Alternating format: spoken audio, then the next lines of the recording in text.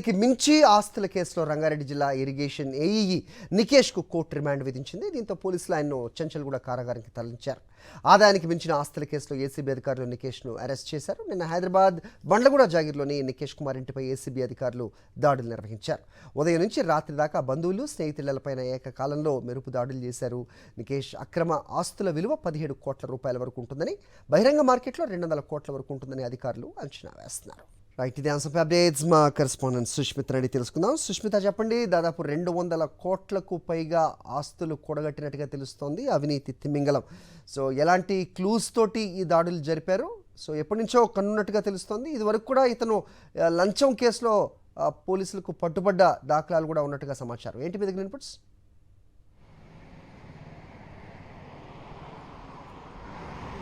ఎస్సరి నిన్న ఏసీబీ అధికారులు ఏకకాలంలో 20 ప్రాంతాల్లో నికేష్ కుమార్కి సంబంధించి ఏదైతే నీటిపారుదల శాఖ అధికారులు ఉన్నారో వారి ఇళ్లతో పాటు స్నేహితులు బంధువుల ఇళ్లలో కూడా తనిఖీలు నిర్వహించారు. అయితే ఆదాయానికి మించిన ఆస్తుల కేసులు నమోదు అవ్వడంతో గత కొన్ని రోజులుగా కూడా ఏసీబీ అధికారులు దర్యాప్తు చేస్తూ ఉన్నారు. అయితే నిన్న ఉన్నట్టుండి కూడా ఏకకాలంలో సోదాలు నిర్వహించడంతో పాటు ఏదైతే బంధువులు స్నేహితులు ఇళ్లలో చెక్ చేసిన అనంతరం కూడా భారీగా ఆస్తులు బయటపడినట్టుగా కూడా తెలుస్తూ ఉంది. అయితే ఇరిగేషన్ అధికారిగా పనిచేస్తున్న సమయంలో లంచాలు తీసుకుంటూ దానికి సంబంధించిన ఏదైతే లంచాలు కూడా ఆస్తుల రూపంలో తీసుకున్నట్టుగా కూడా గుర్తించారు. అంతేకాకుండా బఫర్ జోన్స్, ఎఫ్టీఎల్కి సంబంధించిన ఆ లేన్స్లో తీసుకోవాలంటే దాదాపు 25 లక్షల నుంచి 30 లక్షల రూపాయలు చెల్లించాల్సిందే అంటూ కూడా అతనికి లంచాలకు సంబంధించి ఒక డిమాండ్ కూడా ఉన్నట్టు కూడా తెలిసింది. అధికారులకు సంబంధించి ఏడబ్ల్యూతో పాటు అంతేకాకుండా ఇంకో ఈఈ అధికారితో పాటు ముగ్గురు కలిసి మూకుమ్మడిగా కూడా ఈ విధంగా లంచాలు తీసుకున్నట్టుగా కూడా తెలుస్తుంది. మేలో సంబంధించి కూడా చూసుకుంటే 2.5 లక్షలు తీసుకుంటున్న సమయంలో ఏసీబీ అధికారులు అతన్ని పట్టుకున్నారు. అప్పటి నుంచి కూడా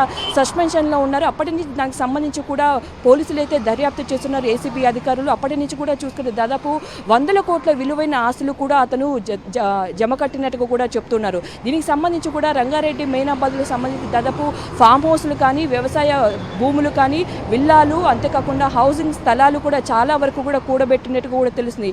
ఎవరైతే గండిపేట చెరువు వద్ద కూడా ఎఫ్టీఎల్ జోన్లో, బఫర్ జోన్లో ఉన్న వారికి కూడా అనుమతులు ఇచ్చారు. ఇరిగేషన్ అధికారికి వచ్చంటే ఎన్ఓసి తీసుకుని వచ్చి హెచ్ఎండిఏ, జిహెచ్ఎంసీ అధికారులు అయితే పర్మిషన్ ఇవ్వాల్సి ఉంటుంది. సో నీటిపారుదల శాఖ అధికారికి వెళ్ళిన సమయంలో ఇతను 20 నుంచి 25 లక్షల రూపాయలు లంచాలు తీసుకుంటూ ఆ తర్వాత అనుమతులు ఇచ్చినట్టుగా కూడా తెలుస్తుంది. సో ఆ సమయంలో కూడా చాలా వరకు ఆస్తుల రూపంలో లంచం తీసుకున్నారు. అంతే ఇతనితో పాటు మరో 2 అధికారులు కూడా ఇందులో ఉన్నట్టుగా కూడా తెలుస్తుంది. అంతేకాకుండా ఒక రియల్ ఎస్టేట్ కంపెనీలో ఇతనికి 56 ఆస్తులను గుర్తించారు. మరో కంపెనీలో 26 ఆస్తులను గుర్తించారు.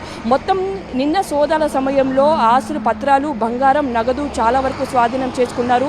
17 కోట్ల వరకు ఒక పేపర్ వాల్యూ ఉంటే బహిరంగ మార్కెట్లో 200 కోట్ల పైకి కూడా ఈ వాల్యూ ఉంటుందని కూడా తెలుస్తుంది. నిన్న అర్ధరాత్రి వరకు కొనసాగిన ఈ సోదాలు నిన్న అర్ధరాత్రి నాంపల్లి ఏసీబీ కోర్టు కార్యాలయానికి నికేష్ని తరలించారు. ఉదయాన్నే జడ్జి నివాసంలో ప్రవేశపెట్టారు. 13 రోజుల పాటు జ్యుడిషియల్ రిమాండ్ ఇచ్చినట్టుగా కూడా తెలుస్తుంది. సో ఆ రిమాండ్కు నిమిత్తం కూడా చెంచల్గూడ పోలీస్ స్టేషన్, చెంచల్గూడ జైలుకు కూడా తరలించారు ఈ నికేష్ కుమార్ని. అయితే మొత్తంగా 13 రోజుల పాటు ఇతని రిమాండ్లో ఉంచిన అనంతరం కూడా కస్టడీకి తీసుకొని అతన్ని విచారించే అవకాశం అయితే కనిపిస్తుంది. ఒక సాధారణ ఉద్యోగి ఇంత మేర కూడా ఒక ఆస్తులు సంపాదించడం ఒక ప్రస్తుతానికి అయితే ఏసీబీలో ఒక సంచలనం సృష్టించిన విషయం అయితే కనిపిస్తుంది. సో 13వ తేదీ వరకు కూడా దీనికి సంబంధించి జ్యుడిషియల్ రిమాండ్లో నికేష్ కుమార్ ఉండనున్నాడు. హరి.